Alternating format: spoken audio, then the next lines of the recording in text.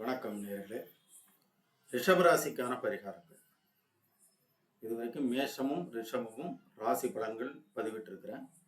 அதற்கான பரிகாரங்களை பல நேயர்கள் தொடர்பு கொண்டு கேட்டுட்டே இருக்கிறதுனால ரிஷபராசிக்கான பரிகாரங்களை இப்போ சொல்ல போகிறேன்.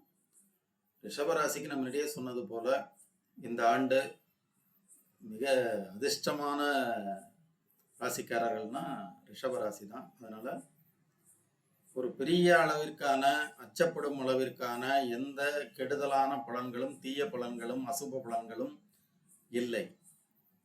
அதனால பெரிய அளவில் ஒன்றும் நீங்கள் செய்ய வேண்டிய அவசியம் இருக்காது.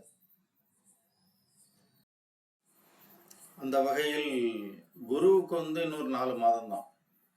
அந்த ஜென்ம குரு என்பது கூட 4 மாதம் தான். வியாழக்கிழமை தோறும் முடிந்தால் ஒரு குரு தரிசனம், நவகிரக சன்னதியில் உள்ள குரு. திரும்ப நான் ஒவ்வொரு ராசிக்காரர்களுக்கும் இதை நான் ஸ்பெசிஃபை பண்ணி சொல்லிக்கிட்டே இருக்கிறேன். தட்சிணாமூர்த்திக்கு இல்லை. இது நவகிரக சன்னதியில் உள்ள குருவுக்கான பரிகாரம். முடிந்தால் ஒரு நெய் தீபம் போடலாம். வியாழக்கிழமை தோறும் ஒரு தரிசனம். ஏழை மாணவர்களுக்கு கல்வி உதவி. இது மட்டுமே போதுமானது. முடிஞ்சா பூ விலையெல்லாம் ரொம்ப அதிகமாக இருக்கு. பூ விலை குறைவாக இருந்தால் ஒரு முல்லைப்பூ சரம் அங்கே குரு பகவானுக்கு சாற்றி வழிபடலாம். ஒரு கொண்டக்கடலை சுண்டல் கொண்டை கொடுத்து நிவேத்தியம் பண்ணி அதை விநியோகம் பண்ணலாம். அப்போ அடுத்தது குருவுக்கான மிகப்பெரிய பரிகாரம் என்பதே இந்த ஏழை மாணவர்களுக்கு கல்வி உதவி.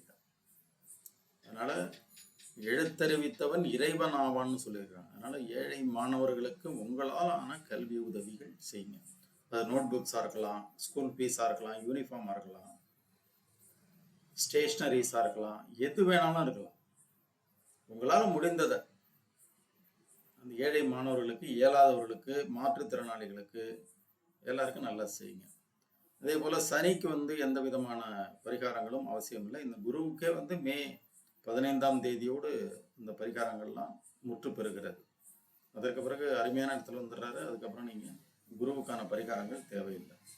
சனிக்கான பரிகாரங்களும் 10, 11ங்கிறதுனால அதுவும் தேவையில்லை. 10ஆம் இடம் அடுத்து வரப்போறது தான்.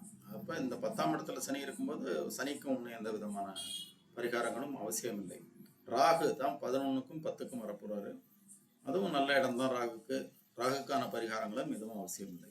ஆனால் கேதுக்கு மட்டும் இப்போ 4லும் 5லும் அந்த கேது இருந்தால் என்ன கெடுபலங்கள் நடக்குமோ அது வந்துடும்.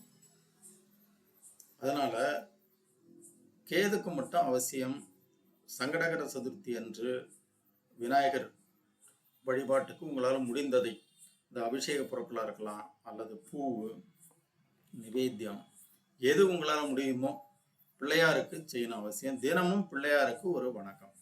தினசரி பிள்ளையாரை பார்த்து ஒரு கும்பிடு.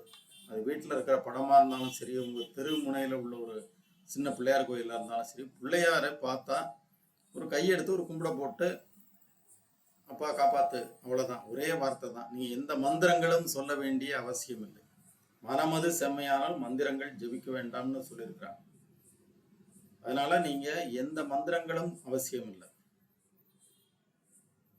நல்ல சிந்தனைகளோடும் அடுத்தவர்களுக்கு உதவுகின்ற மனப்பான்மையோடும் இயலாதவர்களுக்கு செய்கின்ற உதவிகளும் தான் மிகப்பெரிய பரிகாரங்கள்.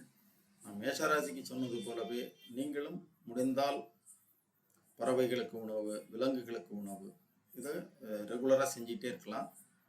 இது பெருமளவு உங்களை பெரிய கஷ்டங்களிலிருந்து உங்களை கண்டிப்பாக காப்பாற்றும்.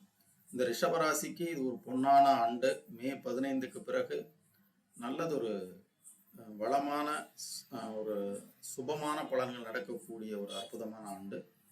அதனால ரிஷப ராசிக்காரர்களுக்கு இந்த அளவில் இந்த பரிகாரங்களை நிறைவு செய்கிறேன். நன்றி, மகிழ்ச்சி.